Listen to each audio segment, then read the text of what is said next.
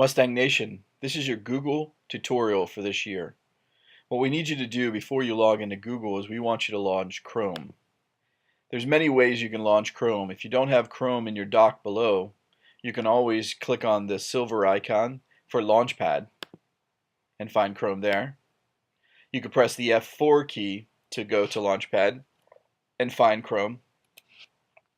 Or one of the favorite tools of the Mac is you can click on the magnifying glass up in the top right hand corner and type in Chrome. Chrome is going to be our primary browser here at school. It integrates the best with Google. If you run into issues at home, you can always use Safari. Once you get navigated to Google, you're going to be asked to sign in. You may also be presented with this username and password sign in. It doesn't matter which way you're doing it, but notice here this is setting up your Chrome, which we'll talk about later on. If you get presented with this login, you can log in at either place. I'm going to start from www.google.com and I'm going to find the sign in button. Now remember, your email addresses have changed this year. We added the student in front of fccps.org. So when you log in, you need to include the @student.fccps.org and then use your password that you created either when you came to pick up your laptop or if you had me manually reset. Once you log in, you'll notice that you're logged in at the top right hand corner. To the left of your login, you'll see all the Google apps that you'll be using throughout the year, and you should see a mail link. Go ahead and click on the mail link now. Now in the mail link, you should hopefully not see much email there. You might have teachers starting to email you now that your email inbox is open. The online email is pretty simple, and most of you already have experience with online email. So there's many configurations or many things that you can do with your online email.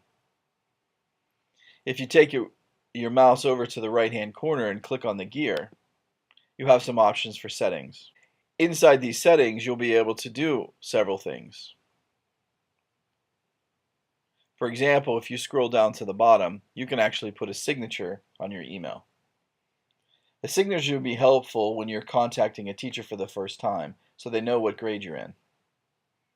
You can include your first name and your grade, and any clubs or extracurriculars you may be in.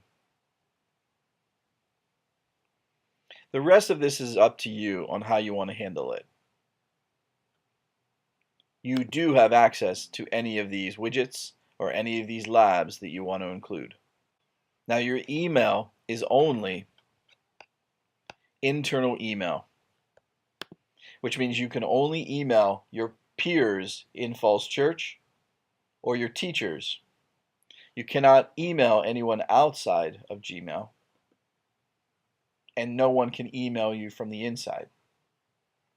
Now, if you are signing up for a website or an account on some kind of social learning site, you can reach out to me and the IT department will allow emails from that site to come in.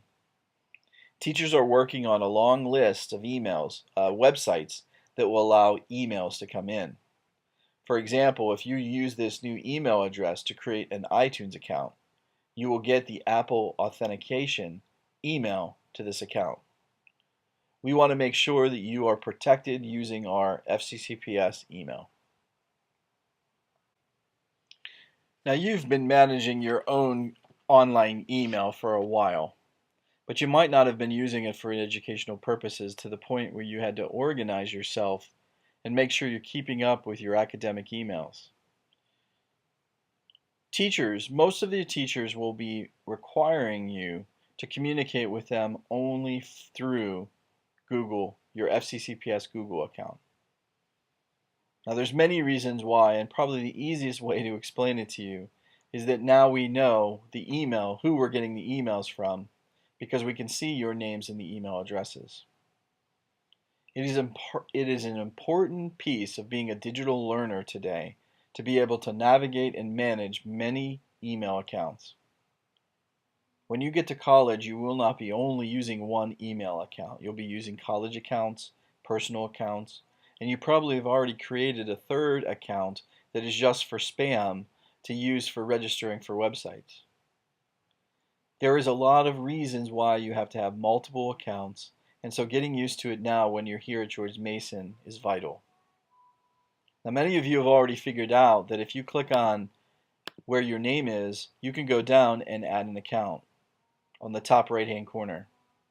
At this time, if you want to go ahead and add your private Gmail account, all you have to do is click on Add Account, and you can navigate quickly through those email accounts.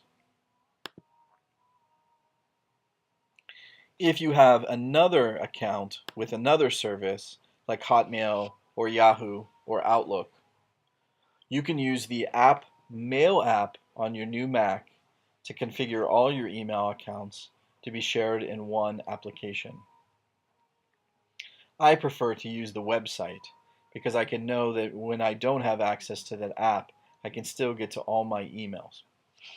The last thing is that all of these emails on this account are owned and controlled by the district of Falls Church City Public Schools. These become a public record because you're using our system. That's another reason why you want to make sure your personal information and your private conversations are happening on your personal email accounts.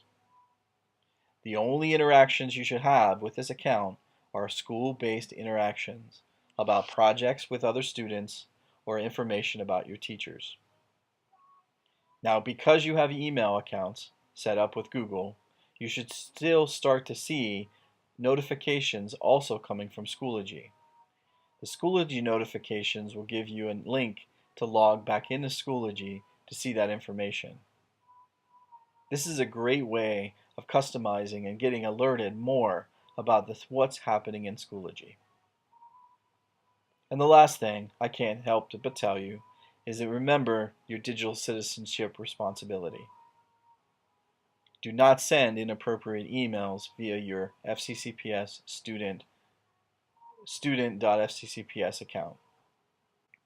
From here, I'm just going to navigate back to those little blocks next to the left of my username so I have access to the other tools. We're going to talk about Google Drive. So go ahead and click on those little squares and find Google Drive.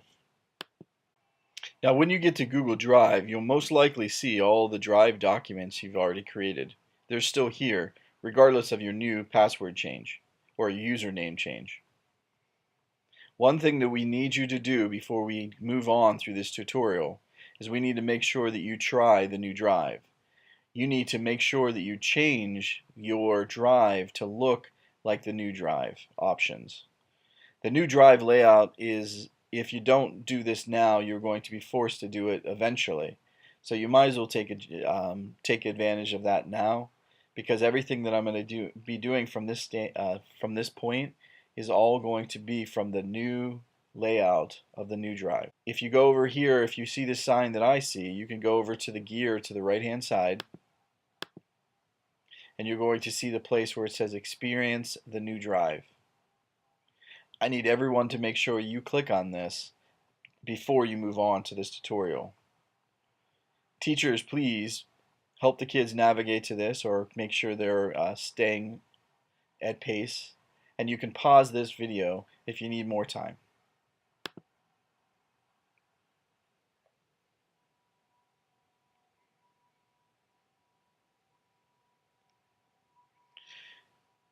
Now, once you select the new Drive, I would suggest you take the time to go through and look at the tutorial.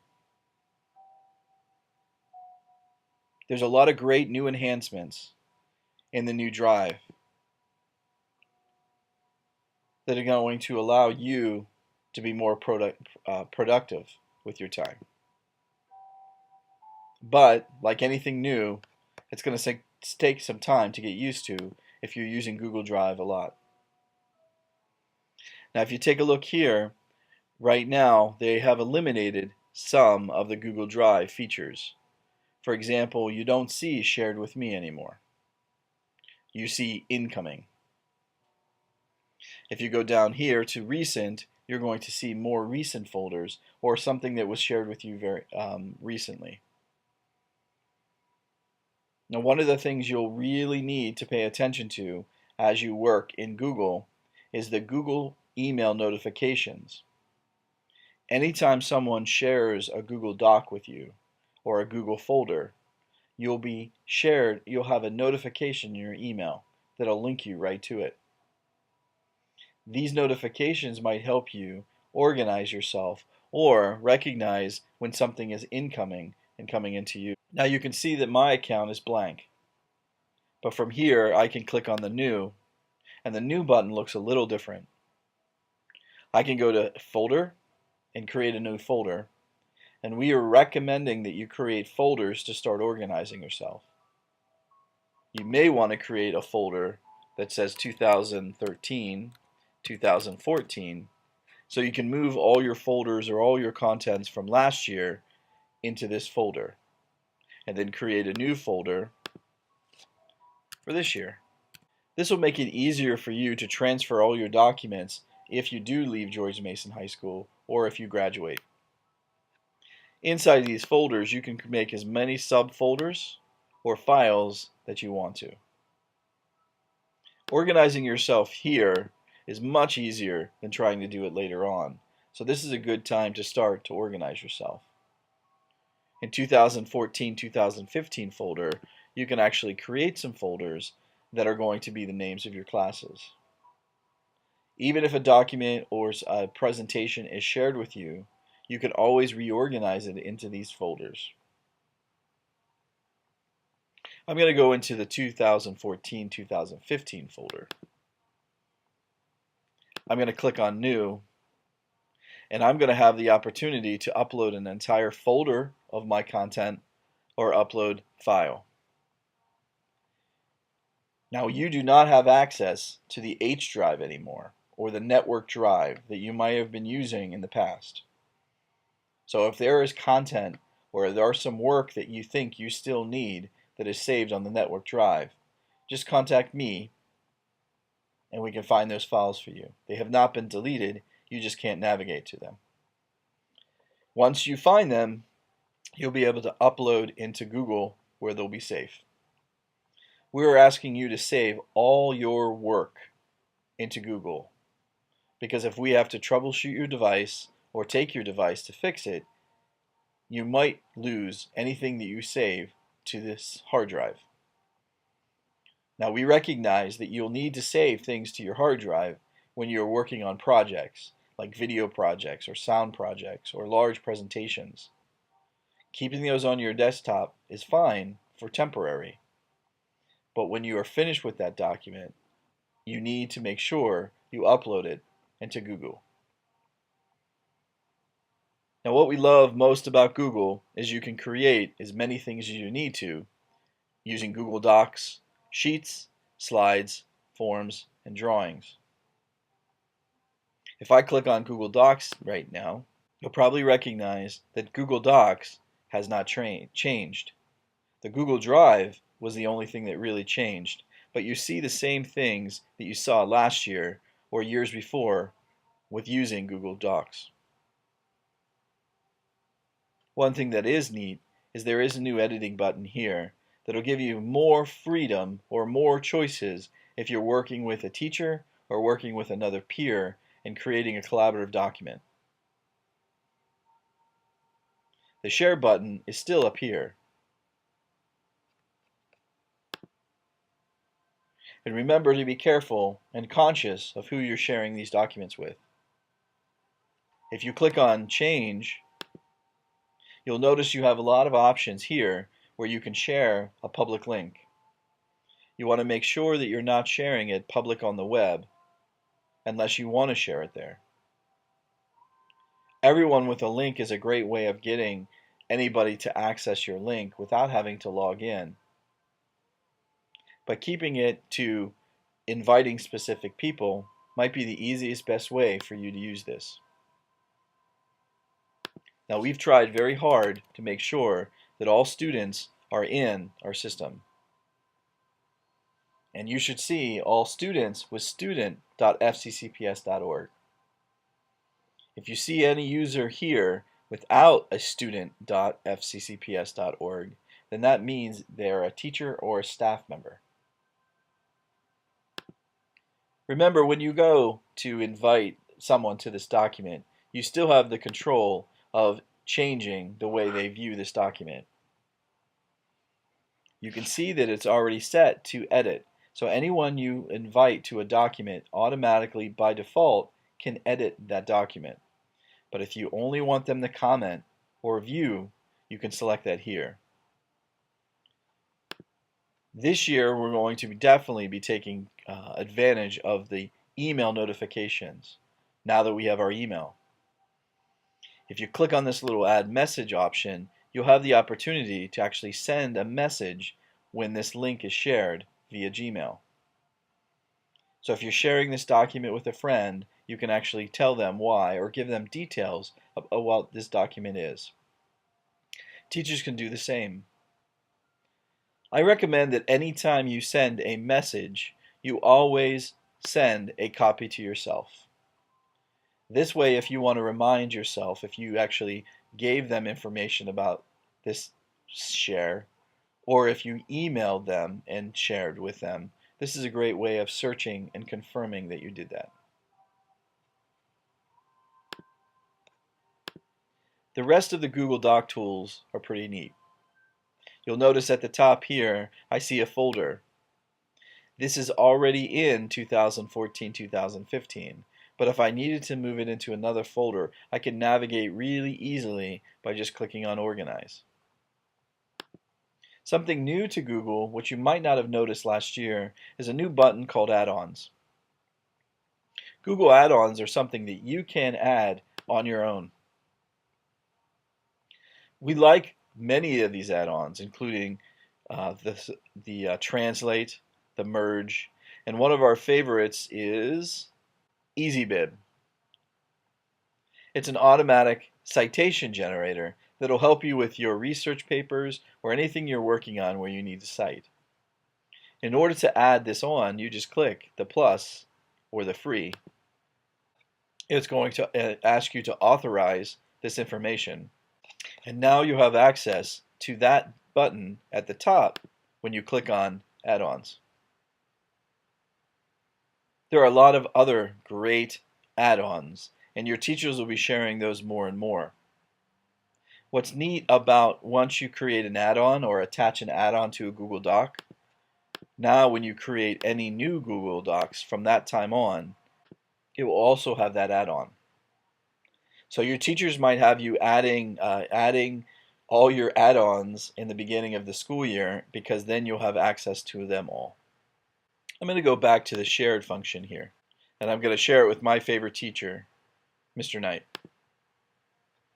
I'm going to send a copy to myself, and then I'm going to send. Remember, you can add a message. Once you send that message, you'll always be able to check who you shared it with by clicking on the shared button again. You'll see that Mr. Knight is right here. I'm right there. But you probably noticed too that when you put your mouse over this, it said shared with one person.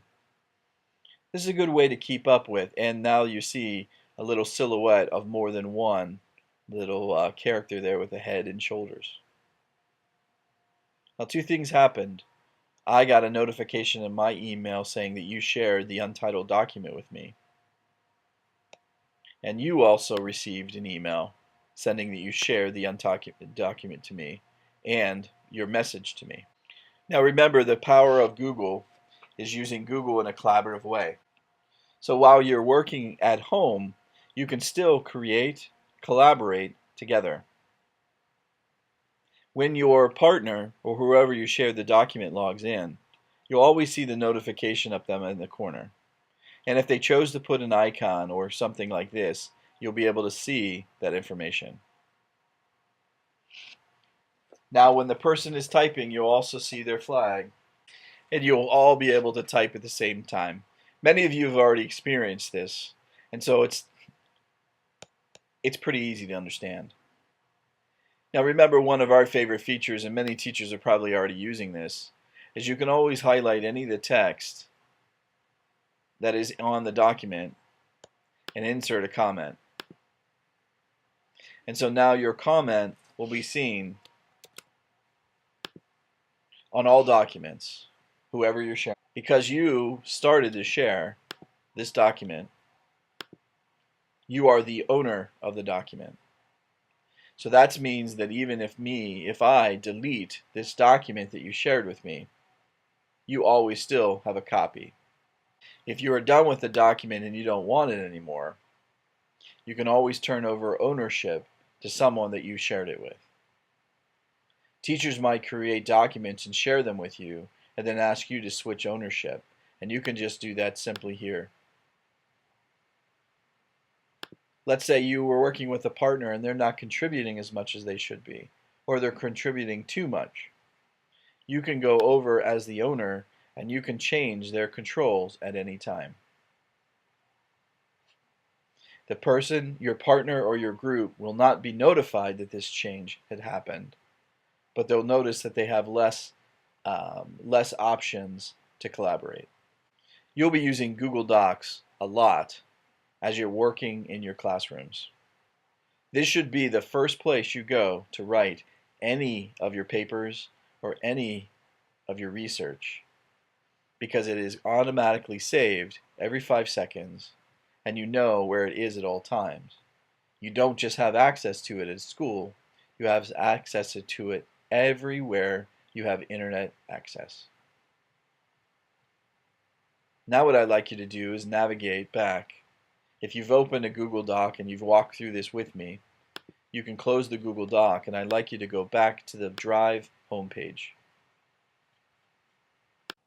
Now Drive gives you a lot of options to tracking what's going on and sharing what's being shared with you. Just going to your My Drive, you can see over here the activity that's going on. So you can see what you are doing, creating folders, creating documents. You shared an item with me and I edited it. So you get some details of what's going on. You'll also notice that your new Drive defaults to this more of a icon view instead of a list view. It's up to you on how you want to handle this. If you jump to, I'm going to jump to my account. If I went to the grid view, it'd be a little harder to understand, but if I click on list view, it's a little bit easier to see not just the folders that I have, but also the more information about owners and last modified.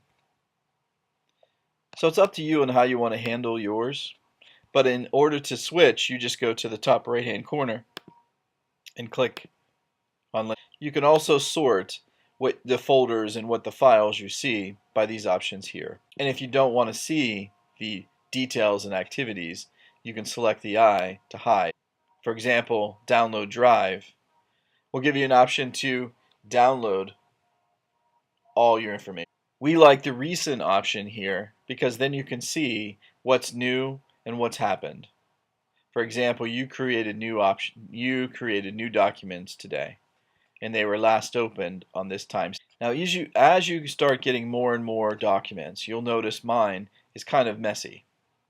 I have many folders until you get down to the files. The folders are the best way to go because as you have more folders, you can navigate easily by those folders by clicking the expand button here by My Drive. Now I can see the folders that I have here and jump to them quickly. You'll also notice here that there are some, you can go to subfolders and expand the subfolders so you can see more information without having to necessarily click and launch.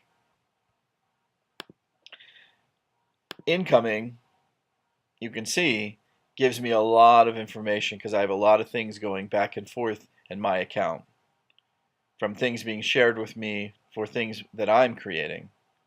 And there you'll see that entitled document that was just shared with me. Recent here will give me all the things that I'm working on or collaborating with. And starred gives me the opportunity to see any of the files that I think that are extremely important. I can jump to the starred here and find them quickly. Now, one of the things the new Drive does is it eliminated a lot of the buttons that were on the side. For example, here I just see them in a list. When I click on the document, my buttons now are on the top. From here, I can show the link, and it gives me information that only specific people can see this because of my settings. I can share from here. I can provide share if I need to add more people. I could preview the document and the new Google Preview, and this is how most people will be able to open the document when you share it with them until they press it. I could trash it if I need to, and then I have more actions here, and if you notice here, this is where you can go and add a star. If you add a star to this document, now anything that you have added stars goes to a place where you can find it really quickly. So if it's a document or a study guide that you're working on throughout a week or a month or even the course, you may want to star it so you can navigate to it. You also have the option, and many of your teachers may require you to do this, to download this document. If you have to download it, then you're going to download it to a Microsoft Word document where you'll be able to edit it more, use more of the Microsoft Word tools that you might need to be used to format this document. Notice that because this one I downloaded with a comment, it also downloads with markup text turned on. So your teachers will have to help you review and make sure that you turn off the track, you change it so you don't see the changed markups anymore. Remember, if you are using Microsoft Word, you need to make sure you know exactly where you're saving it. And if you save it to your computer, you are saving it somewhere temporarily. You need to always upload your work back into Google because we need to make sure that it's somewhere safe. Last thing I'm going to show you is Google Sites.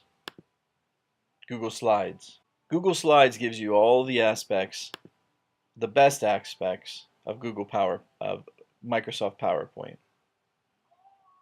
The big difference between this is now you can share and work collaboratively on your presentation, just like you do with a Google Doc. You have the opportunity of doing almost everything you need in order to create this presentation. Now, the last thing we're going to do before we move out of Google Drive is I need you to go over to your settings, the gear to the right, and click on Settings for me. There's not many options here except you'll see Manage Apps. And Manage Apps will give you access to any of the applications that you install. There are many apps that you can install onto Google that are going to save into Google Drive. We're going to be sharing more and more of those with you. But if you want to explore them on your own, you can connect your apps. Click on the Connect Apps and search or connect anything you think is going to help with your productivity. All of these apps that are presented here save all the work to your Google account. And then your Google account is where you will go in order to launch or open these files. This is one of the best aspects to why we're moving forward with Google. Because with these tools, we can now get in, save, and we know where the documents and the projects are saved all the time. Now, Powtoon is one of my favorites. It's a great way of creating an alternative way of creating a PowerPoint or a presentation with great animations. I'm going to go ahead and click on Powtoon, and I'm going to click the Connect. Now if I go down, you'll see that the Powtoon is down here with Manage Apps. I'll show you where we can get to Powtoons later on, but before we leave this option, before we leave here, I'd like you to click back on General and check this box. We want to make sure that everything you upload to Google is converted Now remember, I connected Powtoons to my account. So now when I go to New and More, Powtoons is one of my options. If I click on Powtoon here, it's going to launch me to the Powtoon site. It's going to request information, and you're going to be automatically logged into Powtoon. Now you can add as many apps to your account as you want, and your teachers are going to be asking you or directing you to download many of these. Pear Deck is one that you may be using soon. PicMonkey is a great one for doing minor image editing. And as you go through, more and more teachers will add these to your accounts. Your apps will always be available to you through your Google Drive by creating a new product. We like the new Google Drive look for many reasons, and one of them is this. Notice I created an untitled presentation. I don't want it to be here, I want it to be in my folder. All I have to do now is click and drag this to the no folder. And now I can see it by double clicking on the folder, it'll be there. The last thing I want you to do is make sure that you are always within the folder you need to work on. For example, in my 2014-2015, if I decide to create another folder for bio, now when I expand my Drive folder, I can always expand my bio. And just like before, if this presentation needs to be in my bio folder, I can click and drag it. Now what if I need to upload a file? What if I'm working with Microsoft Office or Pages or Keynote? How can I upload? If I go to File, first off, make sure you're in the folder you want to be in. I am in 2014-2015, so I'm good. I'm going to go to New, File, Upload. Now I have a lot of junk on my laptop, but you may not have a lot. You may navigate to Desktop, and that's where you have your temporary document that you're working on. What's nice about Google Docs and Google Drive is that you don't have to have only Microsoft Word files. Google Drive will take anything you want to save, from pictures to videos to sounds, any type of file format. So remember, Google Drive is not just a great place to create, it's also should be your main place for storing everything you need for school. All I have to do is navigate to the document I want to upload, click on Open, and because I've already checked that Convert Files, when it's done uploading, it'll now become a Google Doc. You can see the difference of the icons. If you see that W for Microsoft Word, that means that it hasn't been converted. It's just a file.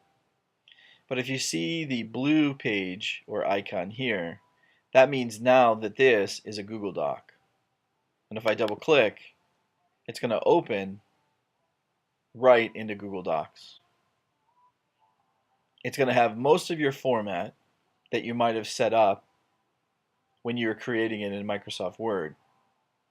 But now you'll be able to edit it live on the line. It'll be saved every 6 seconds, and you'll be able to share it with other people to create a collaborative document.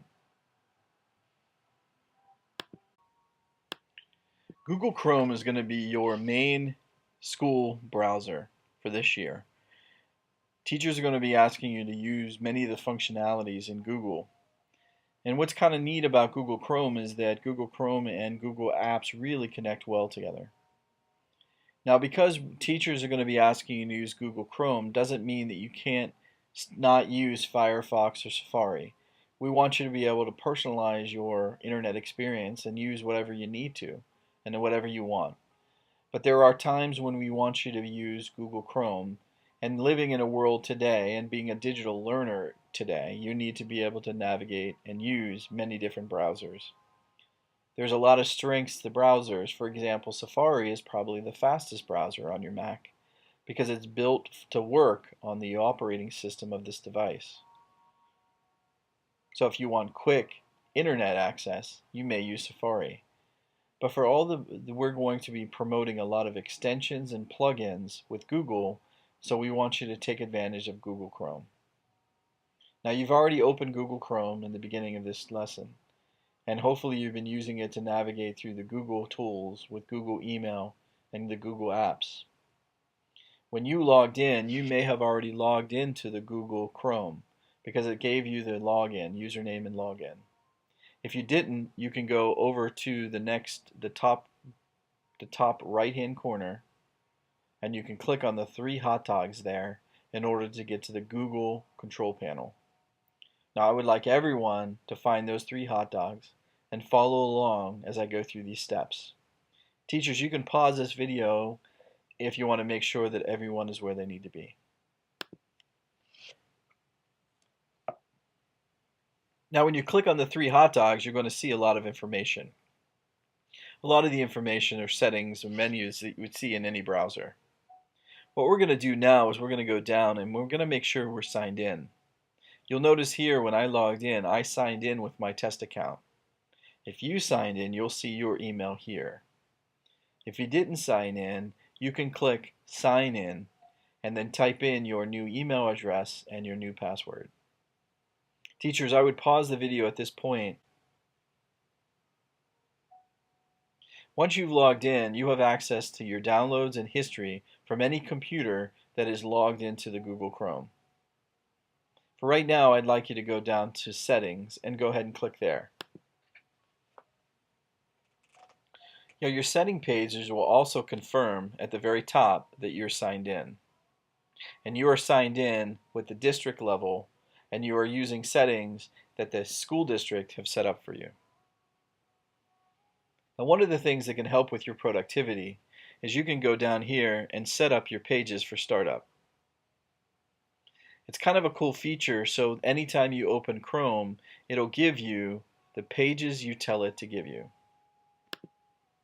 For example, here I may want to add www.fccps.org/gm. So every time I open my browser, that website comes up in one of the tabs. I also may want to type in www.fccps.org/lasso and press return. So one of your tabs is your student newspaper, so you can keep up what's going on around the school.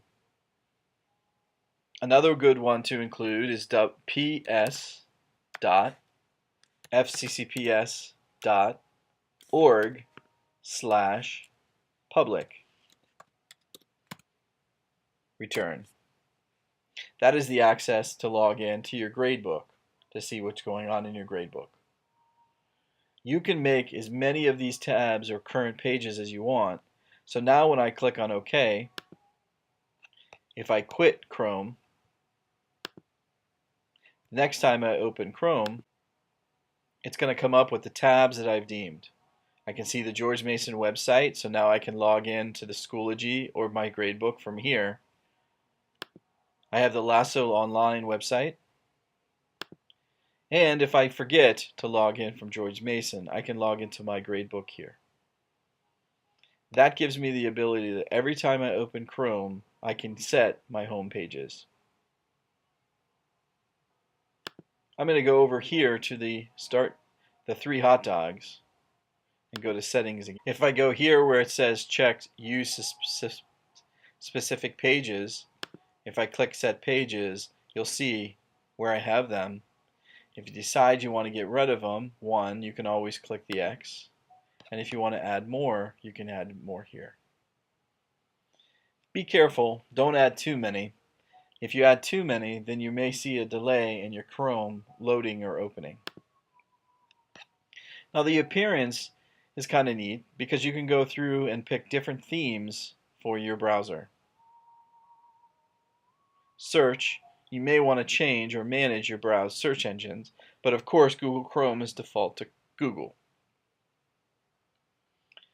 Now what's cool about down here is you can create and actually add a user.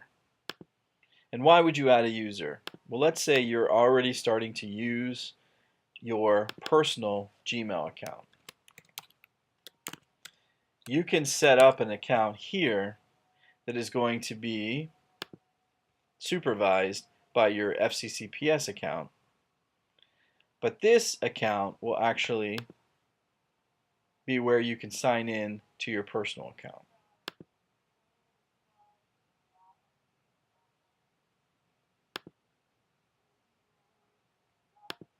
And now you can switch back and forth between your accounts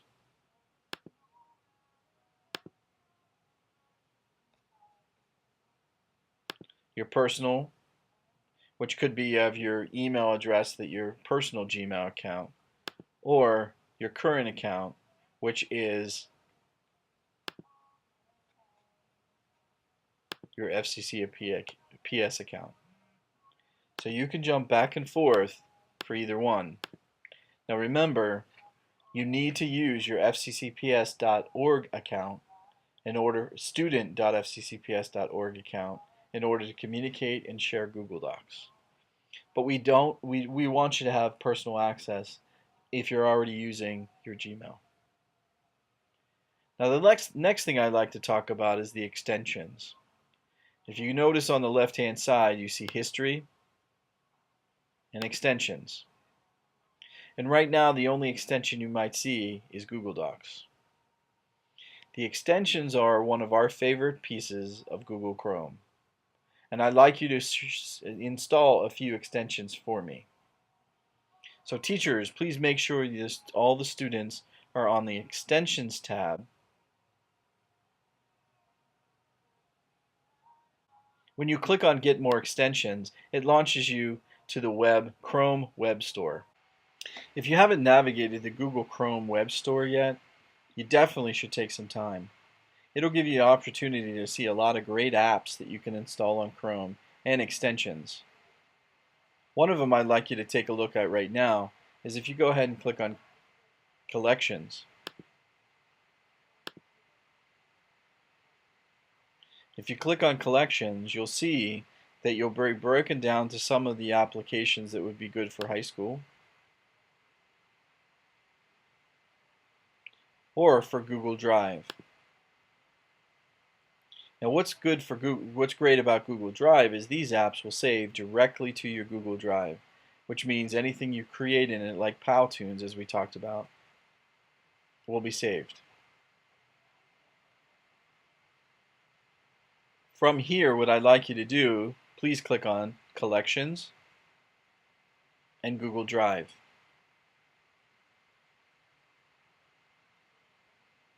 And the first app I'd like to install is called Pear Deck. Pear Deck is something that we're going to be exploring this year, and your teachers are going to be using it. Once you click on Pear Deck, you'll click on Free, and then it'll ask you, do you want to add the Pear Deck Beta Preview? And you do. You'll notice that the Chrome opened another tab and gave you that little Pear as an app on your computer. And we'll show you how you can navigate to that soon. Go ahead and click and close that tab. You don't need it anymore.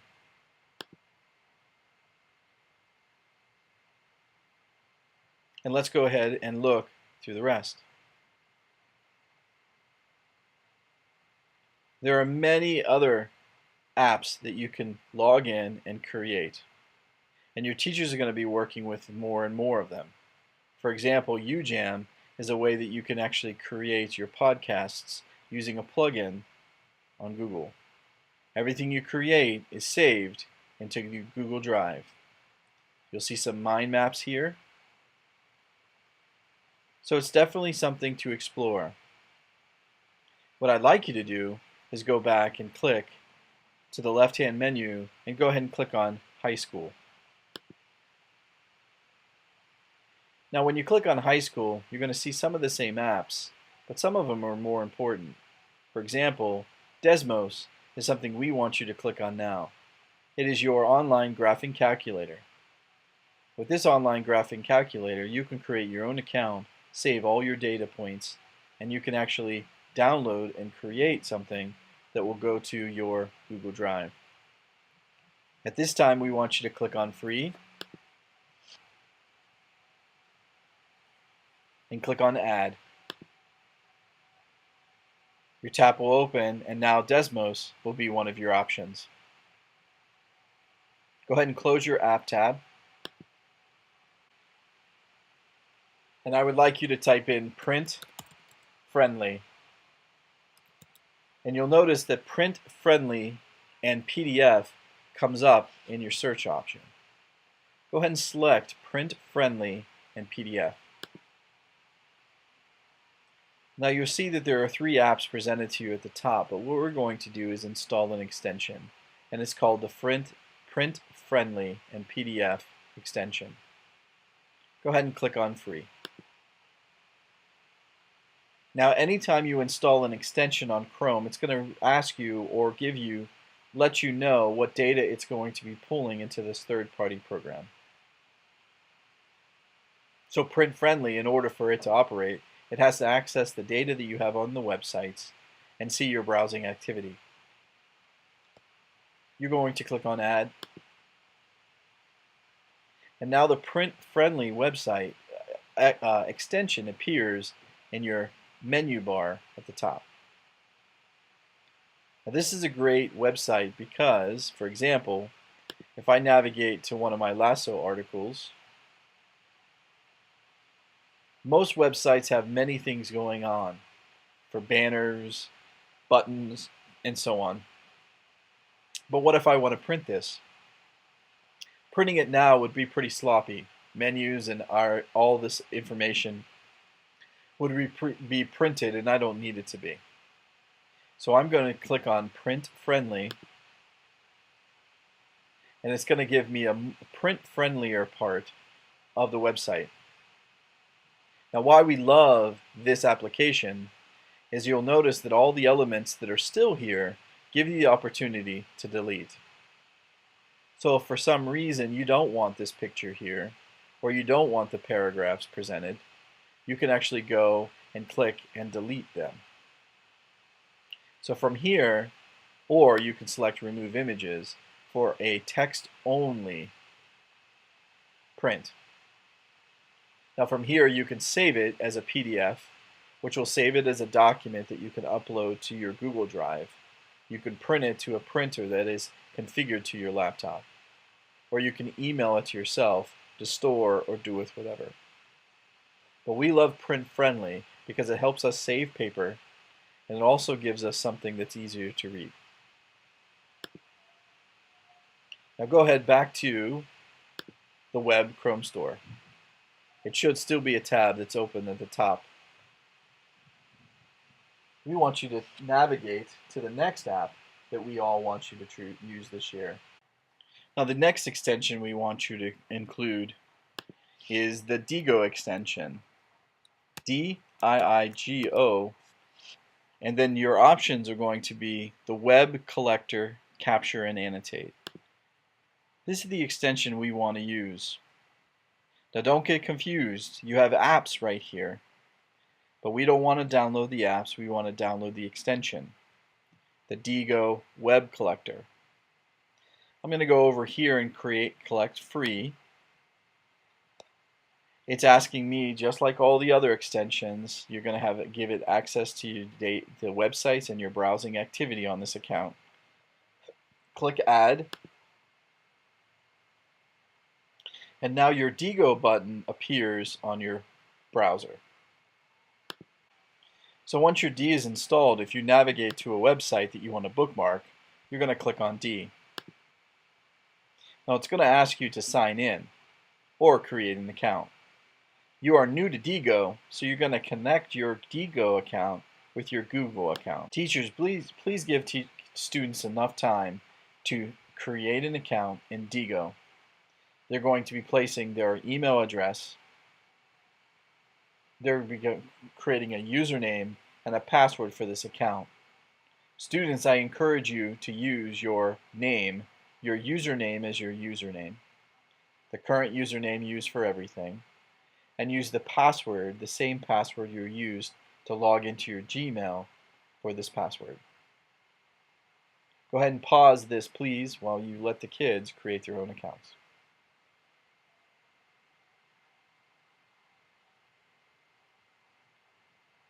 Now, when you've logged in to Diigo, you'll click on it, and you'll see you have a lot of options on what you can do. You can take a screenshot. So if I want to take a screenshot of the lasso icon, the lasso title, I can take a screenshot of that. It's going to give me the option of adding some call outs to maybe highlight what's important about this. I can add some more text and so on. But when I'm done, I can save. I'm going to tag it to make sure I can find it later on.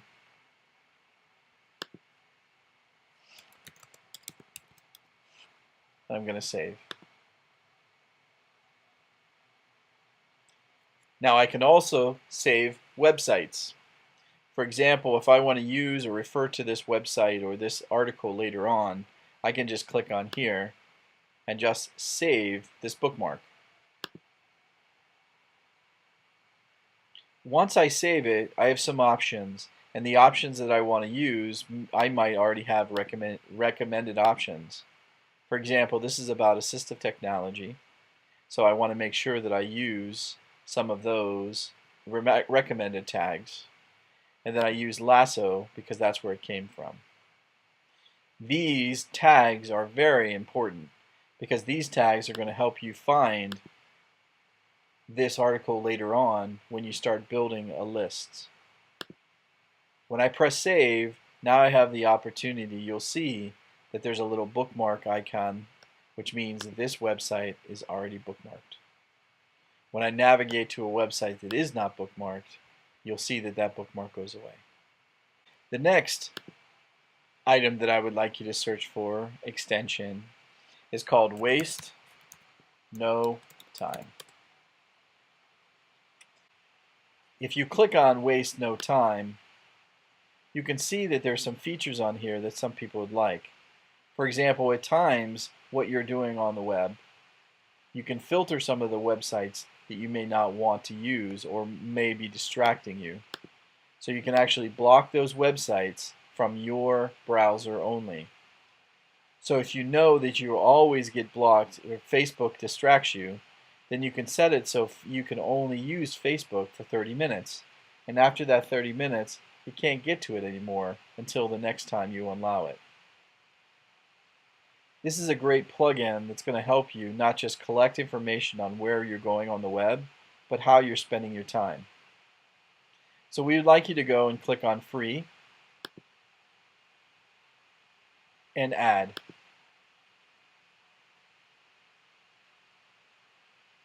Now once it's an icon up in the top of your browser, if you click on that icon, it's going to give you more information. Like you can block your sites, you can just track your time. If you want to lock a bunch of websites, you can do this. This is one of the things we're really recommending that you try to manage your own time. Managing your own time will help you not just get your work done, but also not use this device to be distracted. If you end up being distracted, then you may lose restriction or the privilege of having this device for your personalized learning.